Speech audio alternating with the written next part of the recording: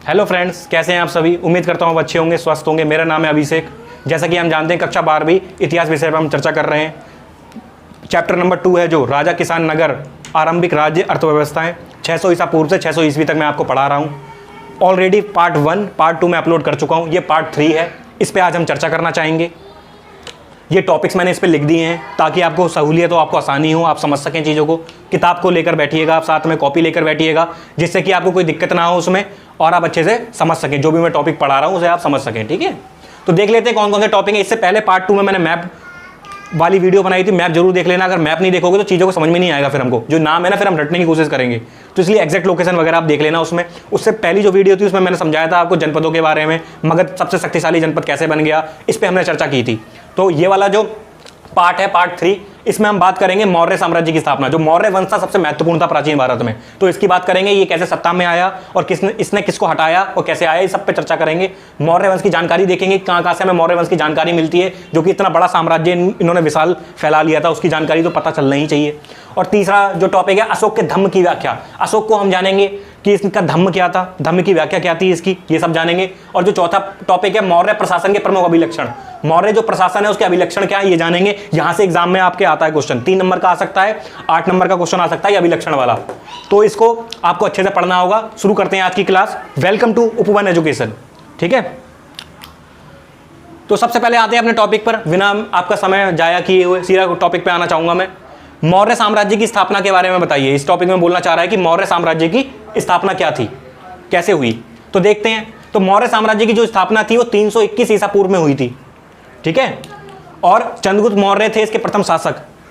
और इन्होंने, चंद्रगुप्त मौर्य ने और इनके गुरु आचार्य चाणक्य ने, या उन्हें कौटिल्य भी कहते हैं, उन्होंने मिलकर मौर्य साम्राज्य की स्थापना करी या मौर्य साम्राज्य की प्राचीन भारत में नींव डाली।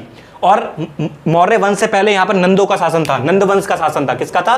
नंद वंश का शासन था यहाँ पर। तो नंद वंश के जो शासक थे अंतिम, उनका नाम था धनानंद। क्या नाम था उनका?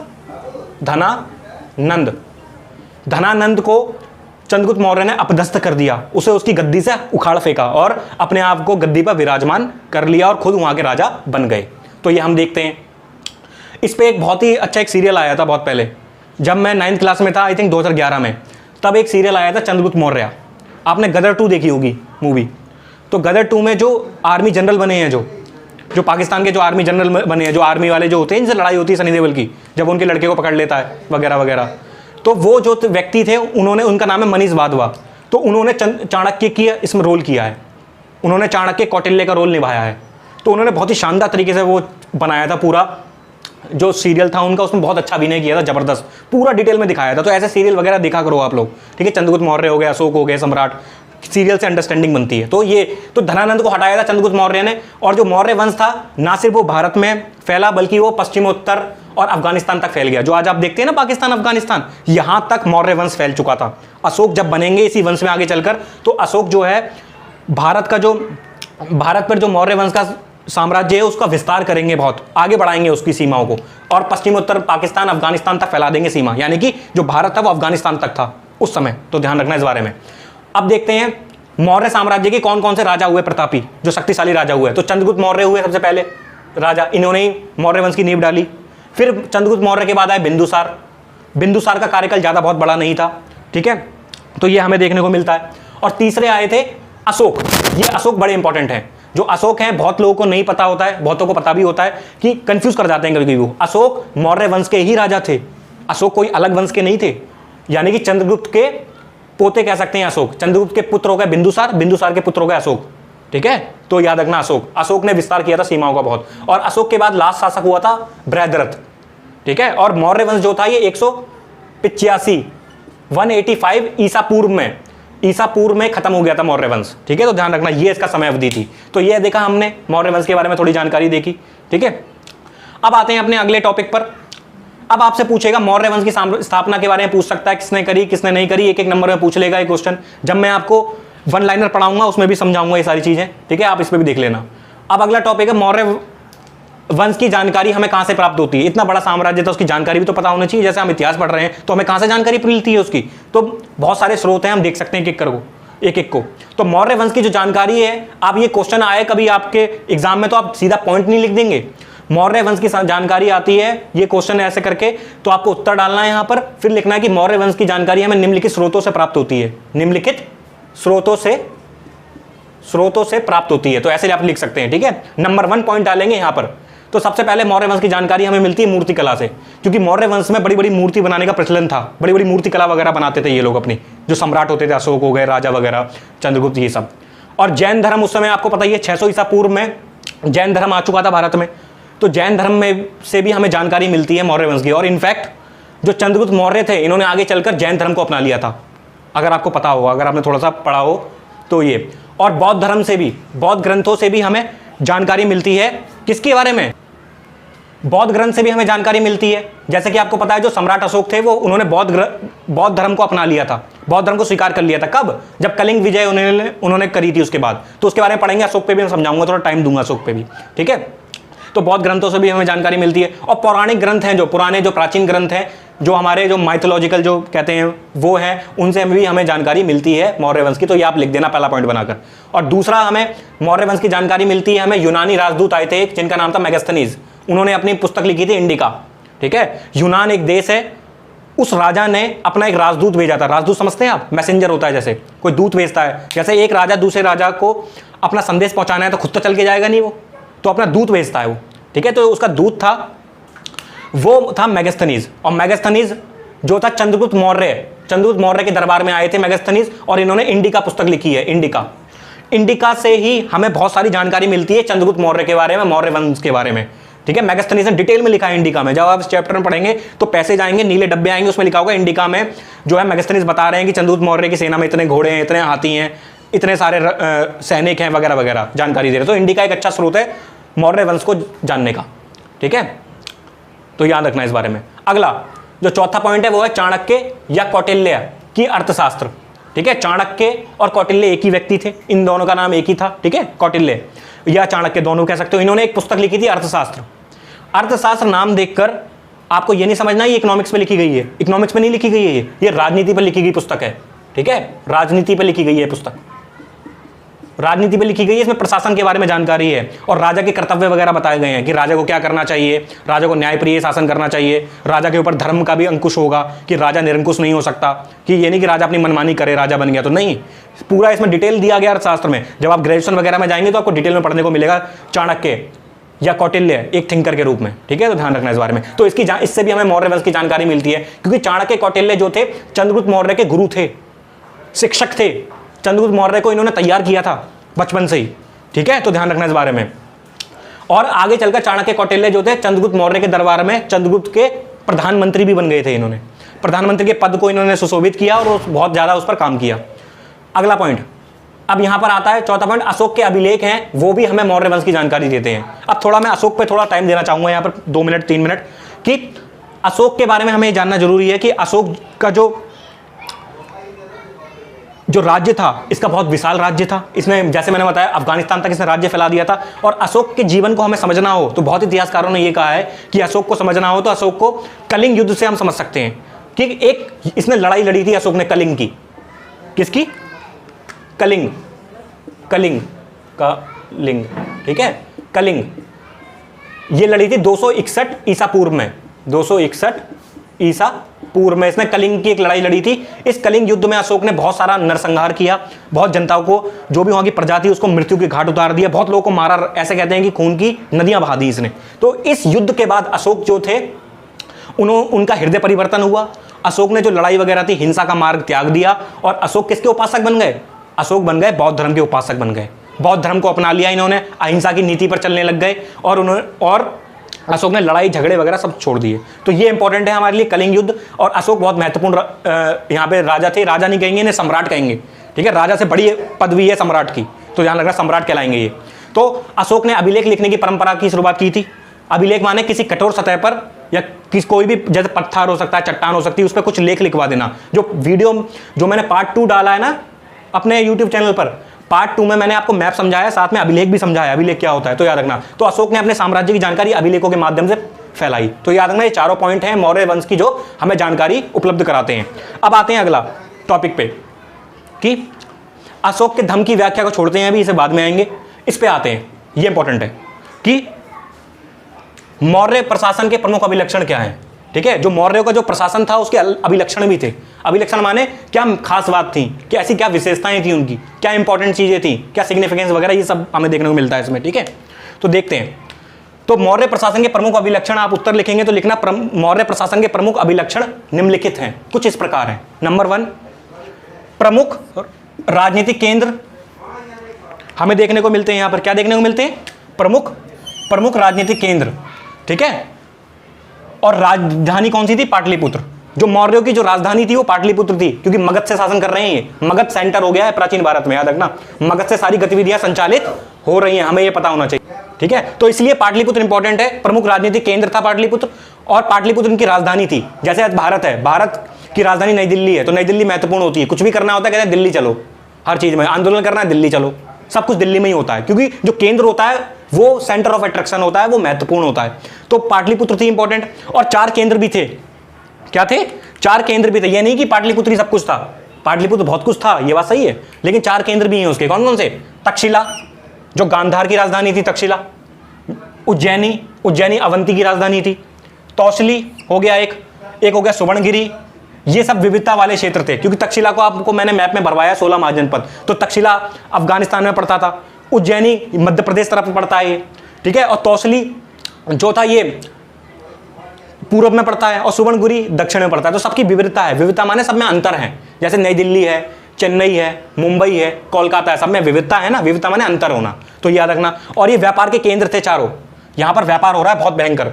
तक्षशिला, उज्जैनी, ये व्यापार के केंद्र माने गए हैं, सेंटर ऑफ कह सकते हैं ट्रेड।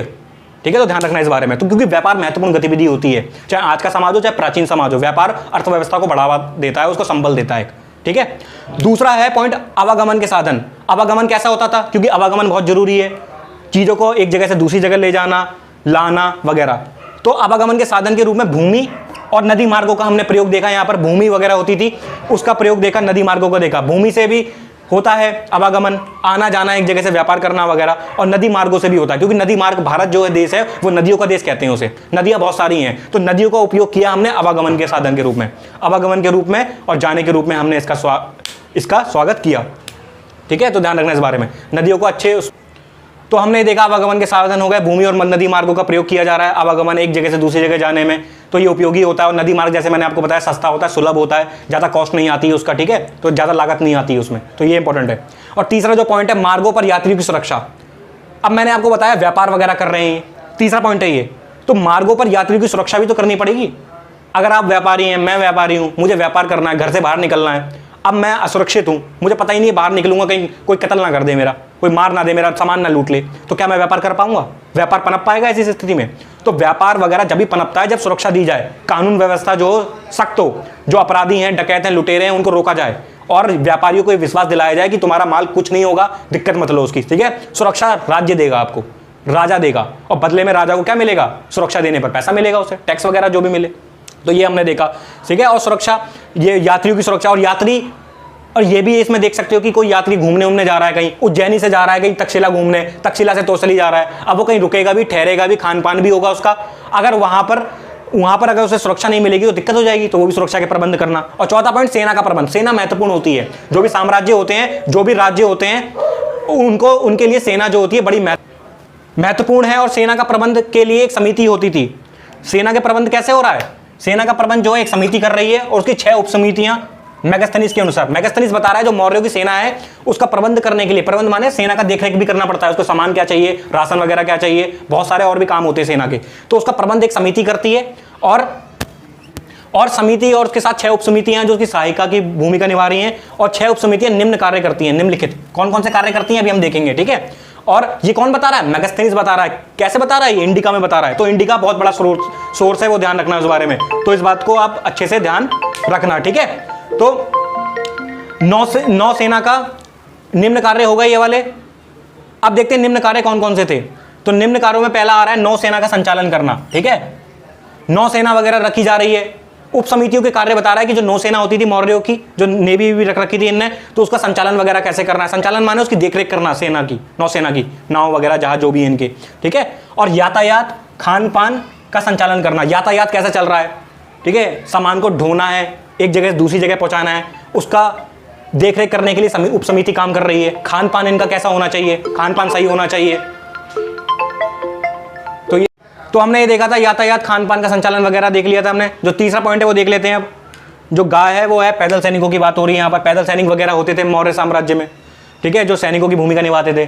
तो जो पारंपरिक सेना होती थी उनके लक्षण यही होते थे, पैदल सैनिक होंगे उसमें, ठीक है, अश्वारोही होंगे, घोड़े घुड़सवार होंगे, हाथी होंगे, ये उनके पारंपरिक तरीके होते थे। आज की तरह सेना थोड़ी ना होगी मॉडर्न तकनीक वगैरह, आज के हम टेक्नोलॉजी के युग में जीते हैं, तो ये नहीं था तब, ठीक है। तो पैदल सैनिकों का संचालन कैसे करना है वो उपसमिति देख रही है, क्योंकि सैनिक है उसको उपकरण चाहिए, तलवार चाहिए, भाले चाहिए, कवच चाहिए, खान पान उसकी व्यवस्था करनी है। कोई सैनिक इंजर्ड हो जाता है अगर लड़ाई में तो उसकी कैसे मरहम पट्टी करनी है, उसे सही करना है, ये सब देखना सैनिक को, ठीक है।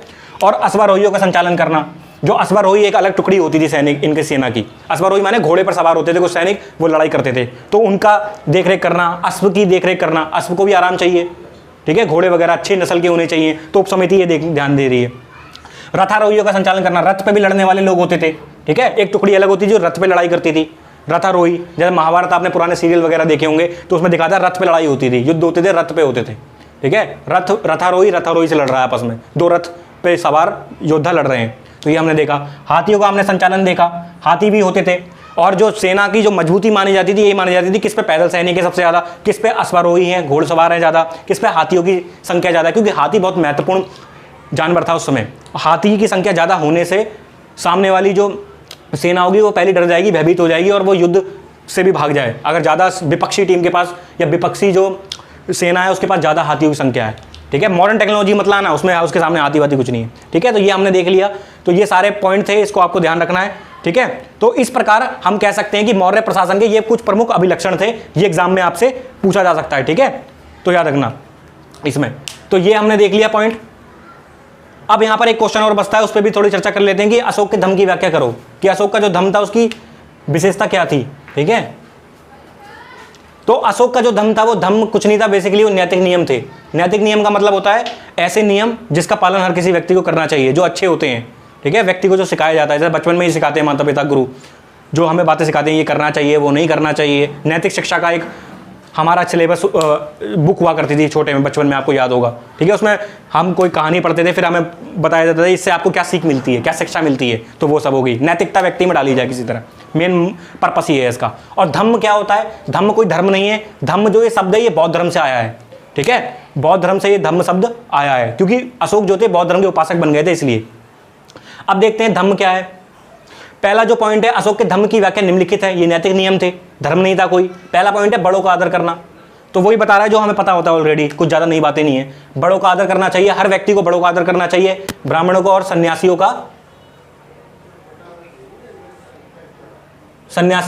का आदर करना चाहिए। मिट गया देखो, सन्यासियों का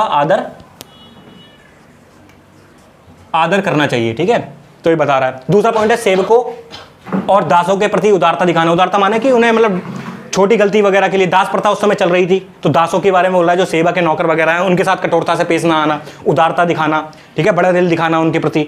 कोई अगर कुछ गलती कर दे तो माफ कर देना, ये नहीं कि वो कर दिया फलाना ढिकना, ठीक है, तो याद रखना। और दूसरे धर्मों और परंपराओं का आदर करना, क्योंकि आपको पता है जो अशोक था वो बौद्ध धर्म को मानने वाला था, तो उस समय भी दूसरे धर्म थे, जैन धर्म था, सनातन धर्म था, ये हमें देखने को मिलता है, ठीक है, तो ध्यान रखना इस बारे में। दूसरे धर्म और परंपराओं को आदर करना, तो अगर वो चाहता तो पूरे जो राज्य का था वो क्या बना सकता, दूसरे धर्मों और परंपरा को आदर करना चाहिए, ये इसमें जिक्र हो रहा है, तो याद रखना, ठीक है, क्योंकि अशोक जो थे बौद्ध धर्म को मानते थे, अगर वो चाहते तो पूरे राज्य का धर्म बौद्ध धर्म बना देते, और सबको कहते बौद्ध धर्म सबको मानना पड़ेगा। लेकिन अशोक के जो धर्म का उपदेश है उसमें उसने ये बोला कि धर्म और परंपराओं को आदर करना।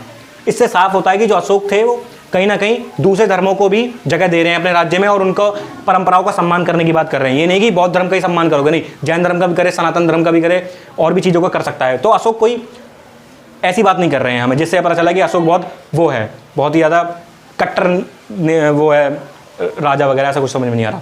और एक और चीज़ हमें देखने को मिलती है कि धम्म का जो प्रचार था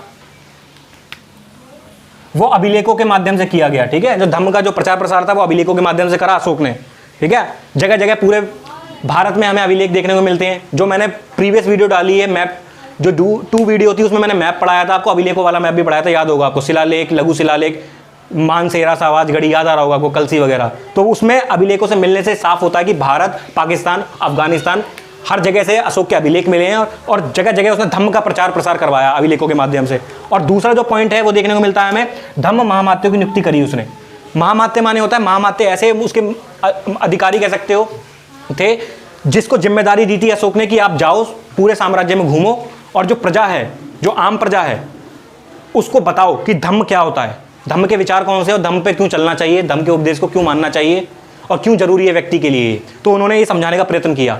तो ये महामात्य उन लोगों को, क्योंकि जो अभिलेख पढ़ नहीं सकते थे वगैरह वगैरह, तो इसलिए धम्म का हमने विचार देखा इसका। ठीक है, तो ये सारे पॉइंट्स हमने देख लिए। फटाफट मैं एक ओवरव्यू दे देता हूँ क्या क्या देखा हमने, फटाफट खत्म करते हैं। आज की क्लास हो गई है वैसे मेरे हिसाब से, क्वेश्चन हमने कर लिए जितने आ सकते थे। सबसे पहले हमने मौर्य साम्राज्य की स्थापना देखी, 321 ईसा पूर्व में हुई, चंद्रगुप्त मौर्य ने करी, पश्चिमोत्तर अफगानिस्तान तक फैला दिया। चंद्रगुप्त था, बिंदुसार था, अशोक था, ब्रह्मदत्त था। ठीक है, और 185 ईसा पूर्व में खत्म हो गया मौर्य साम्राज्य। ठीक है, नंद वंश के अंतिम शासक धनानंद को हटाया था चंद्रगुप्त मौर्य ने। और दूसरा टॉपिक हमने देखा मौर्य वंश की जानकारी, जो मूर्तिकला जैन धर्म, बौद्ध धर्म, पौराणिक ग्रंथों से मिलती है, यूनानी राजदूत मेगास्थनीज इंडिका से मिलती है, चाणक्य या कौटिल्य के अर्थशास्त्र से मिलती है, और अशोक के जो अभिलेख पूरे भारत में मिले उससे हमें जानकारी मिलती है। तो ये हमने देखा। और जो तीसरा पॉइंट है वो देखा हमने मौर्य प्रशासन के प्रमुख अभिलक्षण के बारे में जाना कि अभिलक्षण क्या थे इसके, क्या विशेषताएं थी, क्या बातें थी। जैसे प्रमुख राजनीतिक केंद्र के रूप में राजधानी पाटलिपुत्र थी और 4 केंद्र भी थे, तक्षशिला, उज्जैनी, तौसली, सुवर्णगिरी, और ये विविधता के लिए मशहूर थे चारों जगह। और यहाँ पर व्यापार वाणिज्य अच्छे से हो रहा था जिसने अर्थव्यवस्था को फायदा पहुंचाया। और दूसरा पढ़ा हमने आवागमन के साधन, जो भूमि और नदी मार्गों से होता था एक जगह से दूसरी जगह जाने में, क्योंकि भारत नदियों का देश है, ही सब हमने जाना। और तीसरा पॉइंट हमने पढ़ा मार्गों पर यात्रियों की सुरक्षा वगैरह भी जरूर थी, सुरक्षा नहीं होगी तो दिक्कत आ जाएगी, सुरक्षा के बारे में पढ़ा। चौथा पॉइंट सेना का प्रबंध हमने पढ़ा कि सेना का प्रबंध करने के लिए समिति और 6 उपसमितियां थी, और 6 उपसमितियों के कौन कौन से कार्य थे मैं जल्दी बोल रहा हूँ क्योंकि ये पढ़ लिया हमने, इसलिए मेगास्थनीज के अनुसार पता चलता है हमें सेना का प्रबंध। और अंत में हमने जब खत्म किया तो अशोक के धम्म की व्याख्या देख ली, जो नैतिक नियम थे, बड़ों का आदर, ब्राह्मणों सन्यासियों का आदर करना चाहिए, दासों के प्रति उदारता, दूसरे धर्म परंपरा का आदर, और धम्म का प्रचार अभिलेखों के माध्यम से किया जाता है था, और धम्म महामात्यों की नियुक्ति करी। तो ये हो गया पूरा हमारा चैप्टर 2 का पार्ट 3। चैप्टर कंप्लीट नहीं हुआ अभी ये, क्योंकि हिस्ट्री का चैप्टर कंप्लीट नहीं होता जल्दी, समझ में आई? तो ध्यान रखना इस बात को, जल्दी कंप्लीट नहीं होता है। अभी पार्ट 4 आएगा, पार्ट 5 भी आएगा। ठीक है, उसको भी अच्छे से पढ़ना है क्योंकि बोर्ड की लिमिट है। इसके बाद जो मैं वीडियो डालूंगा उसमें कुछ रिमेनिंग टॉपिक्स रह गए हैं, अभी भी 6-7 टॉपिक रह गए हैं, उसको भी हम डिटेल में पढ़ेंगे, उसको भी जानेंगे कि उसमें क्या है, और यहाँ से क्वेश्चन आते हैं, याद रखना एग्जाम में। ठीक है, और ये बहुत ही इंपॉर्टेंट है, मैं इसे मिटा देता हूँ धनानंद वगैरह को, इसको स्क्रीनशॉट ले लेना आप पहले। ठीक है, जो ये लिख दिया मैंने इसे मिटा देता हूँ। ठीक है, इसका आप स्क्रीनशॉट ले लेना एक, और स्क्रीनशॉट रख लेना और उसमें से अपने कॉपी में उतार लेना। ठीक है, और लिख भी लिया करो, ये नहीं स्क्रीनशॉट लेकर छोड़ दो कि भैया ने तो लिख ही दिया है, हम क्यों लिखें अब। ठीक है, तो लिख लिया करो, अपने नोट्स जो होते हैं वो काम आते हैं, दूसरों के नहीं काम आते कभी भी। ठीक है, तो ध्यान रखना इस बारे में। ये मैं हट जाता हूँ कुछ देर के लिए, तो आप इसका स्क्रीनशॉट ले लेना। ठीक है, पूरा स्क्रीनशॉट ले लो अच्छे से और लिख लेना इसे अपनी कॉपी में। तो फिर आज की क्लास इतनी ही रखते हैं। फिर उम्मीद करता हूँ आपको पसंद आया होगा, अच्छा लगा होगा। पसंद आया तो लाइक करना, नहीं आया तो डिसलाइक भी करना। डिसलाइक क्यों किया कमेंट बॉक्स में बताना, ताकि इंप्रूवमेंट की जा सके। और अपने दोस्तों के साथ, मोहल्ले वाले, स्कूल वाले, जहाँ जहाँ आप पहुँचा सकते हैं इस वीडियो को, फेसबुक पर, व्हाट्सएप पर, ट्विटर पर, ठीक है, इंस्टाग्राम पर, जहाँ जहाँ फैला सकते हैं फैलाइए, क्योंकि आप वीडियो फैलाएंगे तो हमें भी पता चलता है, उससे हमें मोटिवेशन मिलती है कि और वीडियो लाओ, बच्चों को पसंद आ रही है। और जो भी आपकी नेगेटिव फीडबैक हो वो भी लिखना, कोई दिक्कत नहीं है। नेगेटिव ये मत सोचना कि मैं गलत तरह से उसे लूँगा, नहीं, मैं नेगेटिव अब लिखेंगे, मैं पॉजिटिव वे में लूँगा। ठीक है, उसको आपको लिखना फीडबैक के तौर पर, और फीडबैक में कमेंट जरूर करना कि क्या समझ में आया, क्या नहीं आया, उसके पे फिर हम चर्चा करेंगे। और ज़्यादा से ज़्यादा चीज़ों को शेयर करना और सब्सक्राइब कर लेना चैनल को, ताकि नोटिफिकेशन आपको मिलती रहे जैसे जैसे हम वीडियो डालते रहे। और हमारा फेसबुक पर एक पेज है उपवन एजुकेशन का, ठीक है, उपवन एजुकेशन, इसको आप लाइक कर लेना, ताकि इस पर हम बहुत सारा कंटेंट डालते हैं। कोई मूवी डालेंगे, इन फ्यूचर डॉक्यूमेंट्री डालेंगे, वो डायरेक्ट चैनल पर नहीं डाल सकते क्योंकि चैनल स्ट्राइक आ जाएगी, खत्म हो जाएगा। तो ये आप कर लेना, इसको भी लाइक। ठीक है, तो फिर आज के लिए इतना ही रखते हैं। Thanks a lot for listening, have a nice day, thank you.